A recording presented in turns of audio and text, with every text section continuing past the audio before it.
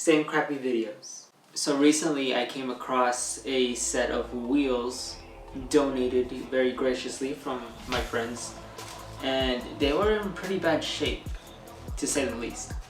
So I've actually already filmed the entire video.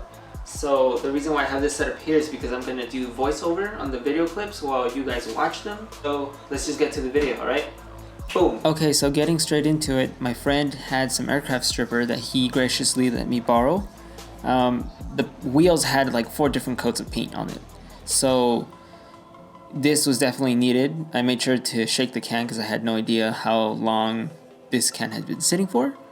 And I'm sure this goes without needing to say anything, but for all these chemicals that we're going to be using to strip the paint and to coat the wheels in new paint, we're going to need a ventilator of some sort. And no, your COVID throwaway masks are definitely not going to be efficient enough. You're going to need something that makes sure that the dust doesn't get in. Okay, so for this aircraft stripper, you really need to lay it on thick, or else you're not really going to get much done. You can see here that I'm actually putting it on the wheel first, but later on you're going to see that it's actually, you have more control if you pour it on the brush and then apply it to the wheel that way. So basically you're going to get all the little corners of it. Everything needs to be like a thick enough coat where it'll start to work, because if it's too thin, if you spread it too thin, it's not really going to do much. And you're going to see later on how this actually is not as effective as I hoped it would be. But yeah. Another thing I think I should mention, which I actually did not show in this video, is that I covered the wheels in these plastic trash bags. I sliced up plastic trash bags to put just one layer of plastic over the wheels, because I think I read somewhere that having the wheels covered in some sort of plastic will help the process of basically stripping this paint faster.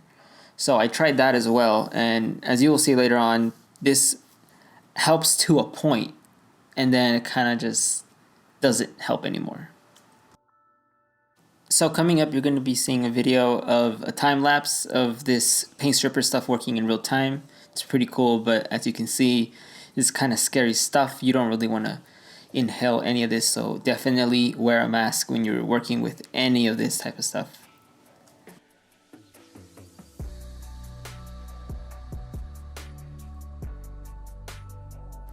I gotta be honest with you guys here. Out of all the things I've ever DIY'd, this has gotta be the most time-consuming, most annoying thing ever. Trying to scrape off this paint off the wheels was seriously driving my patience to the full extent of what it is, because this was just so much work.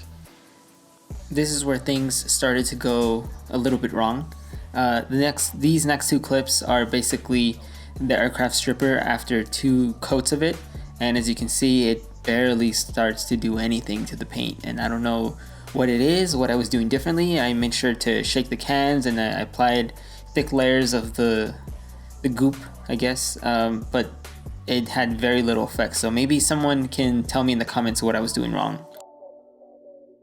At this point, I started getting a little aggravated, so I started to think outside the box. What I have here is a 5-gallon jug of floor stripper. I had no idea if this was going to work, but decided to give it a shot. What I did was that I used a plastic trash bag and then just started dumping this stuff in there, coating the face of the wheel, hoping that the paint would come off easily so then I could just move on to the prepping for the paint.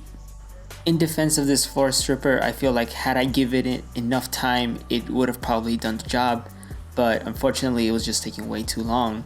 So I moved on to the last thing that I knew would most likely work, but definitely do not recommend if you care about your wheels at all. I used this angle grinder to grind away at the paint, but in doing so, you're also kind of messing up the finish of the wheel. So unless you want an uneven face on the wheel, I do not recommend this.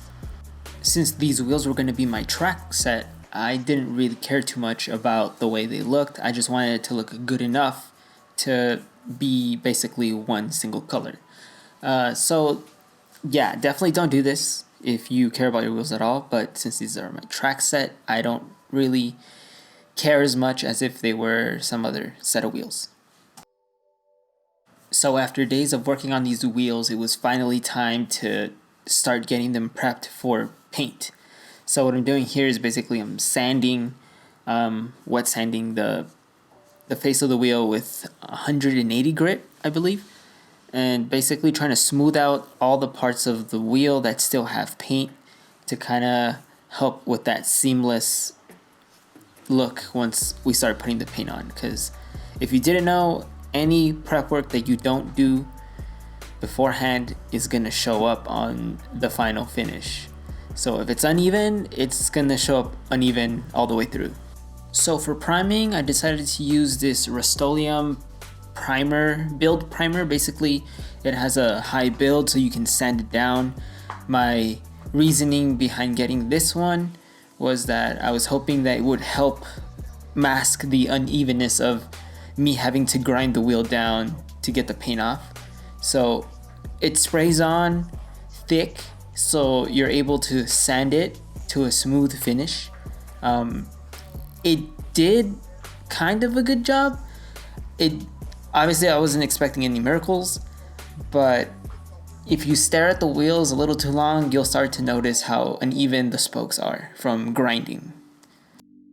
Also, not to mention that I didn't completely remove all the paint, the old paint, from the spokes, so around the edges you can really tell that it's just been sprayed over some of the old paint. You can see some harsh lines from where the old paint is, and the new paint, or the new coat of primer and paint, is basically sandwiched on top of it. But yeah, here you can basically see the method that I'm doing. I'm doing all the edges first and leaving the actual spokes, the faces of the spokes, last. I'm doing all the little curves, nicks, to just make sure I have they're really primed. And then in the process of doing that, you end up kind of coating the face of the spokes anyway, but I finish off with the easiest parts last and really focus on those hard to reach areas. Also, I do think it's a good idea to buy this rattle can trigger accessory thing that I'm using. It really helped me not have any awkward hand movements and trying to just be consistent. And you can pick them up from Amazon for maybe $10-12. So like I was saying, because this is a high build primer, it's meant to be sanded. So here I'm going through all the little edges, the face of the wheel, trying to get it leveled as possible. I go through a couple of sheets of this sandpaper for all 4 of the wheels. And yeah, I think this step is definitely crucial because after spraying, they kind of have like this rough texture to it. So smoothing it definitely helps. So this is what all 4 of the wheels look like after being primed and ready for base coat of paint. So this is my attempt at trying to do a light coat of base coat. The first layer should really just be like a tack-on coat, so the next layers of paint are easier to latch on to the surface. I do have my grievances against Duplicolor. These paint cans are pretty trash in terms of trying to get it to spray consistently. You either get too much paint at some points or not enough, and it's just like gas being released. So yeah, I got beef with Duplicolor for sure. Also, this was my sad ass attempt at doing some bootleg style raise wheels. I ended up painting them black again just because I just didn't see myself exiting the house with those on like that. So I think it's better off to just have it one color. They're not supposed to be fancy anyways. So finally here we have me clear coating the wheels. This is specifically wheel clear coat. I'm not sure if it's any different from regular clear coat, but I'm hoping that specifically wheel clear coat will last a long time since the wheels do end up being beaten up more than the rest of the car. And yeah, it really brings out the deep shine of the wheels. And this was basically it. I did 3 layers of this stuff, and then set them out in the sun to dry, and that's pretty much it. Those are the wheels. I plan on getting tires mounted in the next couple days. I'm using actually 3 out of the 4 of the old tires from the SSR wheels that I shattered. And I am replacing one of the wheels, one of the tires, and rotating those to the rear so they can, start to wear more evenly, since it's only going to be one brand new tire. And literally, these are still pretty much brand new. They've had just one track day on them. So I don't see a point in buying more than one tire. So tires getting mounted in a couple days, and then I guess I'll wait until after the tires are mounted to show you guys on the car. But that's pretty much it. Thanks for watching the video. Who knows when the next video is going to come out, but keep an eye out. Subscribe if you haven't. Please leave comments down below on why you think the aircraft stripper didn't work, because I still have no idea what happened there, and hopefully you guys have something to say about it. But yeah, please enjoy this B-roll of the tires mounted and on the actual car. Alright, see you guys next time.